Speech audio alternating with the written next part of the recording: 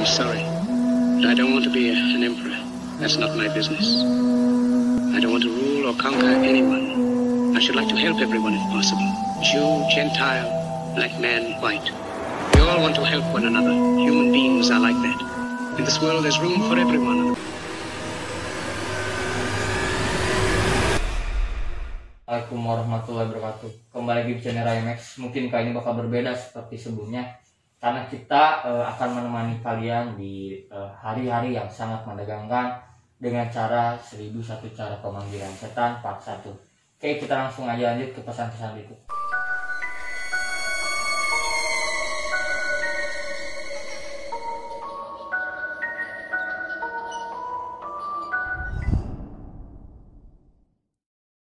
Oke guys, jadi yang pertama tuh dari soal terasi. Nah, Mas Dade mungkin gimana perasaan jika mendengar soal terasi bisa manggil jin dengan cara dibakar? Aneh nggak sih Mas? Atau emang ada cara? Kalau menurut saya pribadi sih, saya meyakini bahwa memang terasi jika dibakar itu dapat memanggil sosok jin. Oke, bisa lah ya, bisa. Dengan apa sih yang membedakan terasi kok bisa seperti bumbu lainnya, kenapa enggak? Mungkin terasi itu mempunyai aroma tersendiri. Nah, kalau misalkan Mas Ayan gimana soal terasi? Kalau menurut saya itu entah dari aromanya atau pemanggilan atau aromanya gitu ya. Berarti faktor utama dalam pemanggilan jinnya tuh dari aroma terasi itu guys. Mungkin kan dalam logika ya, kalau terasi ini digoreng, ibu-ibu mungkin banyak ya di rumah ngegoreng pakai bumbu-bumbu terasi. Apa mereka memanggil atau tidak? Nah, dari pengalaman Mas Dade sendiri dari terasi kayak gimana sih Mas? Kalau menurut saya pengalaman pribadi saya belum pernah sih sebetulnya. Oh, belum pernah ya? Oh, kalau Mas saya kan? kalau pengalaman saya juga belum pernah sih. Oke, nah kalau saya sih dulu pernah mendengar teman-teman saya banyak yang ngomong pakai terasi dibakar. Cuman yang jadiin aneh, pertama dibakar terasi kok bisa sampai ada makhluk lainnya kayak gitu, makhluk halus seperti yang di sipe, si pocong dan lain-lain kayak gitu, kenapa bisa datang gitu? Mungkin kita langsung aja tempat ya. Go. Oke, memukul piring dengan sendok besi ya, atau memukul benda kaca dengan sendok besi. Nah, katanya dalam mitos-mitos pemanggilan jin dan lain-lain, setan itu menyukai sih dari nada kecil ke rendah dengan catatan dipukul tuh guys. Yang kaca itu dipukul dari suara pelan ke suara besar menjadi kayak ibaratnya buat bulu merinding tuh ada lah. Nah, percaya nggak sih Mas soal kayak gitu? Kalau saya pribadi sih saya tidak percaya sih. Bukan percaya, karena memang saya juga sering seperti itu melakukan pukulan dari sendok besi ke piring kaca dan itu tidak ada dampak apa. Nggak terjadi apa-apa lah ya. Kalau Mas Ayan gimana? Kalau menurut saya juga saya juga percaya. Oh, jadi karena emang mungkin sering lah kita makan pakai sendok dan garpu lah ya, piring kaca dan lain-lain, tapi nggak ngerasain kok adanya kayak sosok ada halus-halus yang mengganggu gitu guys. Jadi mungkin mitos yang kedua ini nggak ada lah ya. Tidak ada. Oke, kita langsung lanjut tuh. Ini yang ketiga atau keempat nih Mas? Ketiga. Nah, yang ketiga tuh soal nyisir. Nah, percaya nggak soal nyisir? Tapi guys, bukan nyisir doang nih di sini. Nyisirnya tuh harus tengah malam. Katanya tengah malam, depan lilin, depan cermin. Apa yang terjadi? Nah, gimana sih Mas? Katanya bakal ada sosok makhluk halus lainnya. Kalau menurut saya sih saya kurang meyakini ya, karena pertama saya belum pernah melakukannya. Dan yang kedua saya juga tidak tahu bahwa memang cermin itu dapat memanggil sesuatu seperti itu.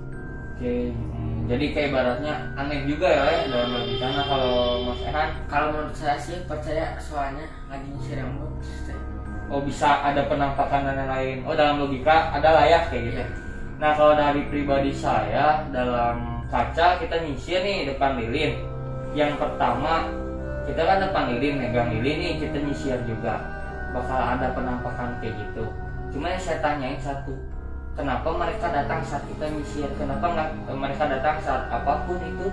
Contoh dengan catatan kita cuma bercermin doang, pegang lilin, kenapa harus nyisir? Itu sih yang jadi pertanyaan. Apakah soal sisir itu ada cerita sebelumnya atau sejarah sebelumnya yang bisa ibaratnya meyakinkan bahwa bersisir di malam hari depan cermin dan memegang lilin bisa menjadi hal sangat-sangat menegangkan. Mungkin itu soal sisir, kita lanjut aja. Oke guys, ini soal cermin lagi nih. Nah, katanya kita nyimpen kursi depan cermin bisa terjadi hal-hal yang tidak diinginkan. Contoh, kita akan menerima suatu penampakan yang menyeramkan. Percaya atau tidak, Mas? Kalau saya sih tidak percaya sih, karena memang yang pertama saya sering melakukan penyimpanan cermin di depan kursi dan itu tidak terjadi apa-apa. Oke, pernah pembuktian lah ya Mas itu. Lalu yang kedua, tapi saya juga tidak tahu, mungkin kalau tengah malam ceritanya agak sedikit berbeda. Oke, karena ada aura waktu juga yang sangat-sangat benar-benar menegangkan. Nah, Mas Ehan gimana? Kalau pengalaman saya menurut pribadi belum pernah. Belum pernah melakukan seperti itu lah ya. Ya. Nah, kalau saya juga sih guys sebenarnya belum pernah melakukan penyimpanan kursi depan cermin datar. Tapi yang saya inginkan tanyakan, kenapa kursi bisa menghasilkan sosok jin atau makhluk lainnya dengan identik cermin? Anehnya itu sih guys. Mungkin itu bakal jadi pertanyaan, jika ada yang tahu boleh komentar ya. Kita langsung lanjut aja. Oke guys, kita bakal lanjutin ke part 1 yang terakhir ya, ini cara kelima soal bersiul nih. Nah, bersiul menurut warga dan masyarakat Indonesia sangat-sangat sakral, khususnya di tanah Jawa kuno ya. Karena siulan itu sama saja seperti mengundang, kata masyarakat pribumi nih.